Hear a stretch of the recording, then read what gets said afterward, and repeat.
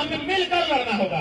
कोई मसीहा आने वाला नहीं है। और आप सोचते हैं ना कि हमको विधायक चुने हैं, मंत्री चुने हैं, सांसद चुने हैं, क्या वे लोग लड़ाई में साथ देंगे? नहीं देंगे। कैसे नहीं देंगे बताना चाहेंगे। आप लोग सभी पढ़े लिखे लोग हैं, कोई एमए कर रहा है, कोई बीए कर रहा है, हम भी पीएचडी कर रहे हैं, डॉक्टर ऑफ फिलोसफी, हम भी पीएचडी कर रहे हैं। कल मेरा क्या भविष्य होगा पीएचडी करने के बाद, जबकि हायर एजुकेशन है, पीएचडी करने के बाद मेरा कल क्या भविष्य होगा हमको नहीं मालूम। इतना पढ़े हैं, इतना जानते हैं, लेकिन हमको कल का भविष्य मालूम नहीं है। और जो विधायक जी है ना, उनके घर में बच्चा पैदा नहीं हुआ है और तय हो गया है कि बेटा जन्म वाले डिनोवनी में लिखे वो, बेटी जन्म चिन्मया में लिखे वो नाम। माँ की कोख में अभी बेटा का शादी नहीं हुआ है मंत्री जी का, और तय कर लिया है कि बेटा होगा तो टाटा में डालेंगे, बेटी होगी तो यहाँ खिलाएंगे, और नतनी होगी तो यहाँ खिलाएंगे। वो आपका लड़ाई को लड़ेंगे? नहीं लड़ेंगे। वे लोग अपनी लड़ाई कभी नहीं लड़ेंगे।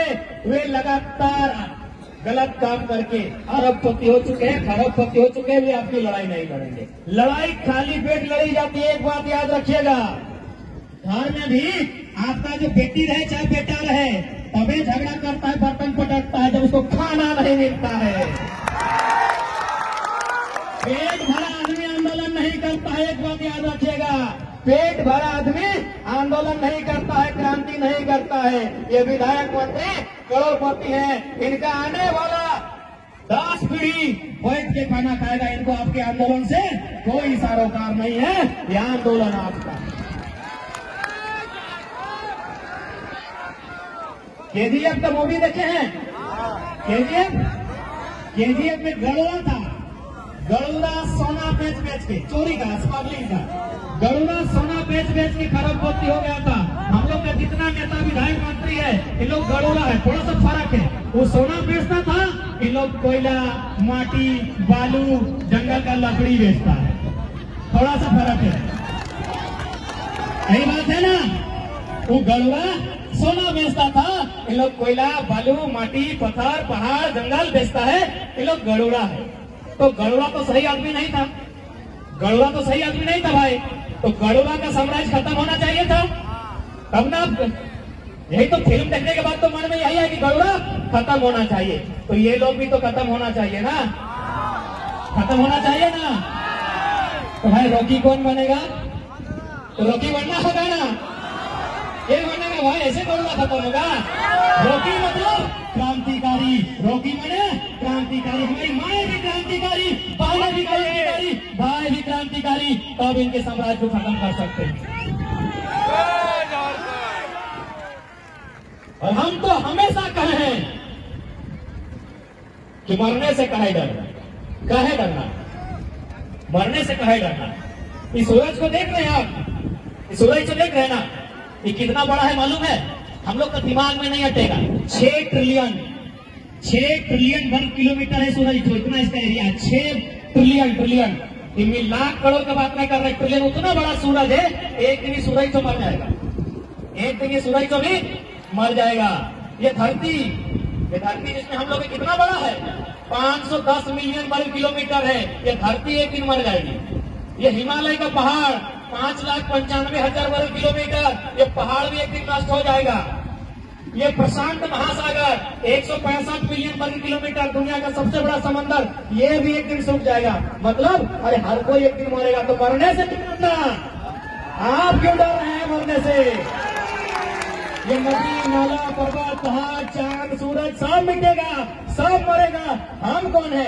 लेकिन हाँ, जब तक जिएंगे हक अधिकार के साथ जिएंगे, गुलाम होकर नहीं जिएंगे। नहीं डरना है मरने से। क्यों डरेंगे?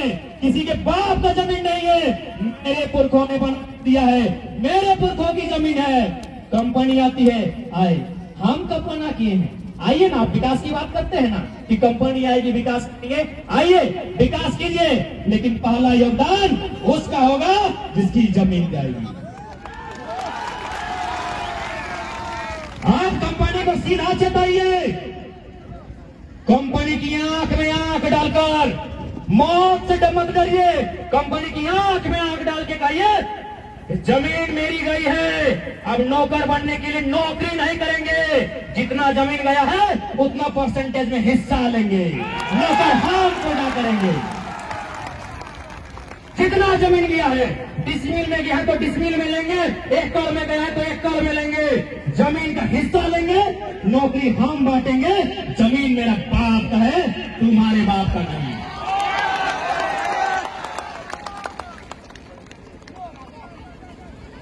और कंपनी वाला रहे, चाहे बड़का प्रशासन रहे, एसपी रहे, डीसी रहे, मंत्री रहे, वो भी उसी हारवान से बना है जिससे हम बने हैं। बस हमारे अंदर ये डर बैठा है, डर डर डर। इसी डर को मिटाने के लिए कोयलांचल से कोल्हान आए हैं, इसी डर को मिटाने के लिए।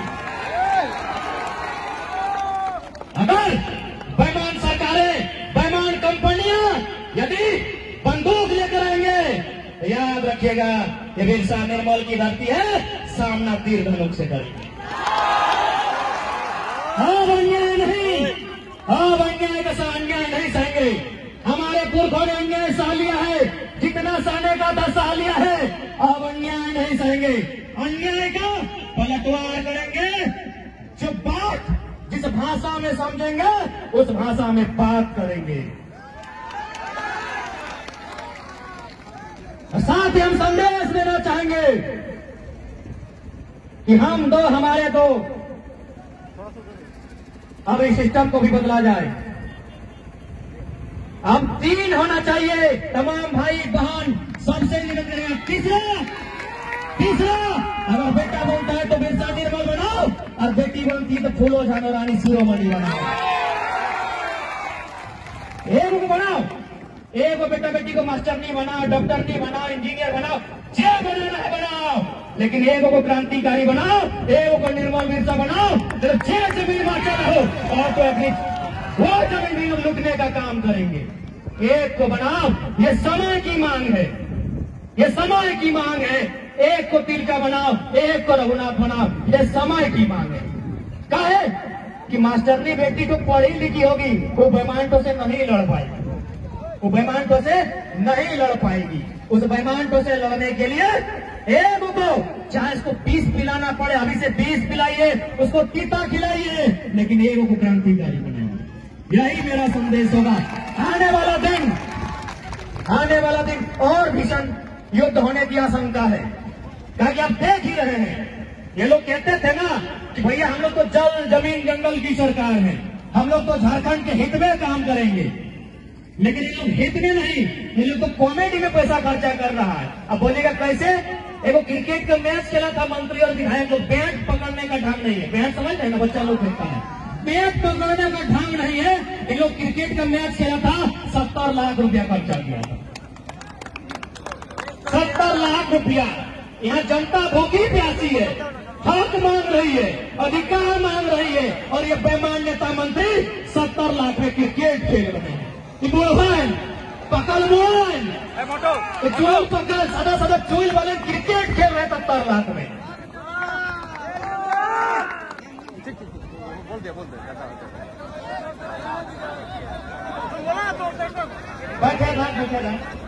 यही नहीं, अब नया फरमान आया है, अब और पेपर में देखिएगा कि 67 करोड़ रुपया खर्चा होगा मंत्री लोग का घर बनाने में। अरे बाप, मंत्री सब के घरे नहीं है क्या? कितना बेशरम, कितना निर्लज, कितना बेहया सरकार, और इन लोग का बेईमान मंत्री। यहाँ मेरा गरीब स्टूडेंट, पढ़ा लिखा स्टूडेंट रोज आंदोलन कर रहा है कि अरे भाई को 10,000 का भी नौकरी दे दो ना, पढ़ लिख लिए हैं, सुधाई नहीं दे रहा है। ये लोग 6-6 करोड़ में घर बनाएगा, लगता है ये लोग बेघर है। इतना बेईमानी चल रहा है। कुछ दिन पहले सुने 50-50 लाख में लोग स्कॉर्पियो गिफ्ट दिया कि फॉर्चूनर दिया है। अरे भगवान, गाड़ियां कहाँ लगने की? तो इसीलिए लड़ाई आने वाला दिन और भीषण होगा। आपके लिए लड़ने के लिए कोई नहीं आएगा, कोई मसीहा नहीं आएगा, आपको आपकी लड़ाई खुद लड़नी होगी। और इनके भरोसे कभी नहीं। इन सरकारों से अच्छी तो अंग्रेज की सरकार थी। अंग्रेज पूछा है ना, अंग्रेज इससे अच्छी थी, क्योंकि उन्होंने 1908 में CNT कानून बनाया था। अंग्रेजों ने 1908 में छोटा नागपुर में सीएनटी कानून बनाया था, छोटा नागपुर टेनेंसी एक्ट। उस कानून का मतलब था कि आपकी जमीन अगर कोई लेगा ना तो आपके ही कौम का आदमी ले सकता है, दूसरा कोई नहीं ले सकता है। इससे अच्छा तो अंग्रेज लोग थे। हम इनकी तुलना 21 सालों में जितनी सरकार बनी, जितने मंत्री बने, किसी एक को नहीं, सबको इनकी तुलना हम हिटलर से करते हैं। हिटलर का नाम सुना है ना आपने? हिटलर ने